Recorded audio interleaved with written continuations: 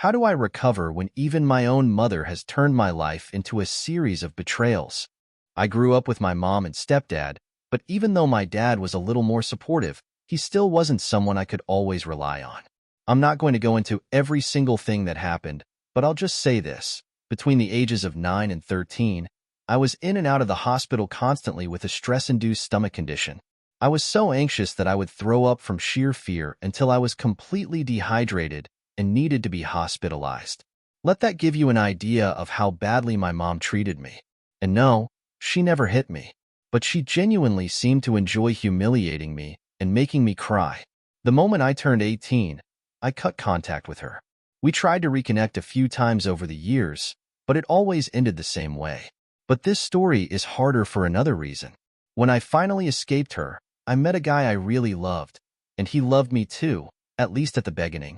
We were together for 7 years and lived together for 3 of them. I was the happiest person in the world. Our relationship was so stable, calm, and honest. And let's just say things were great in the bedroom too. Winky face. I thought this was how my life would always be. A few months before our wedding, his parents suggested that we move in with them for a while. They had a big house with 2 spare bedrooms, so we could take one of them. The idea was to save some money, and they even offered to help us with part of the down payment for a place of our own. Of course, we said yes. We moved in with them, and the wedding was already planned. Life felt perfect. Literally a week after we moved in, my beloved didn't come home for the night. I called him. I was worried. At 4 a.m., he picked up the phone, completely drunk, and started yelling the most awful insults at me. He told me to F asterisk off. When he came back around 9 a.m., he went to sleep in another room. He woke up with the obvious hangover, but when I tried to talk to him, he broke up with me. He said he had another girl, and she lived on the same area as his parents. When we were living in another city, he couldn't see her. But now, after last night, he realized he wanted her, not me. My world came crashing down. But that's not the point of this post. First to react was my father.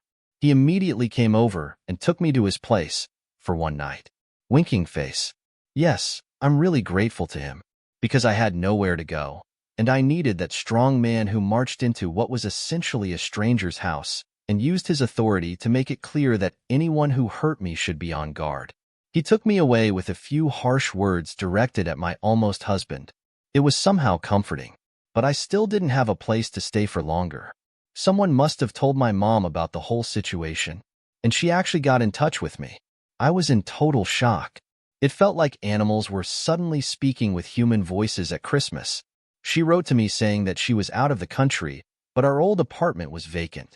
She said if I had nowhere to go, I could stay there for a week. I sincerely thanked her, and that's what I did. It basically saved my life. Because during that time, I was able to recover a little, and I found a rental apartment closer to my work. But for some naive reason, I thought that maybe this experience had stirred something in my mom. Maybe some parental feelings? On the last day, I made a wonderful meal and sent her a message saying that if she felt like it, and if she agreed, I had made something delicious and would love to talk to her. I told her that life was really tough for me right now, and that I could really use a conversation with my mom.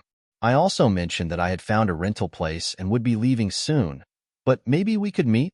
I got a message from her saying that she was already leaving the airport and heading home, and that I had literally 30 minutes to leave the apartment. She said if she saw me, I'd regret ever being born. Oh, panic mode. I was packed, the apartment was cleaned, but I still had some small things to take care of. I didn't expect to have to leave that quickly. A moment later, I got another message. There's no traffic, I'm almost there. You have a maximum of 5 minutes, and you better not be there when I arrive. I shoved the entire dinner into the fridge and ran out as fast as I could. I was literally by the exit door when I saw a taxi pull up on the street, and my mom was inside. In a panic, I threw myself into a big bush with my bag. It was a long and thick shrub, and hid behind it. There was no way I would have made it to the street in time. I'm lying on the ground, clutching my bag to my chest, hidden behind the bush. My mom walks by just a few meters away from me. Not alone. With her lover, I knew him. They had been meeting occasionally for the last 10 years.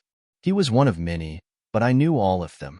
That That's why I wasn't supposed to be there. Everything's clear now.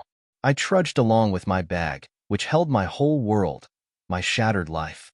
With a broken heart and feeling more alone than I ever had in my life. Straight to my office.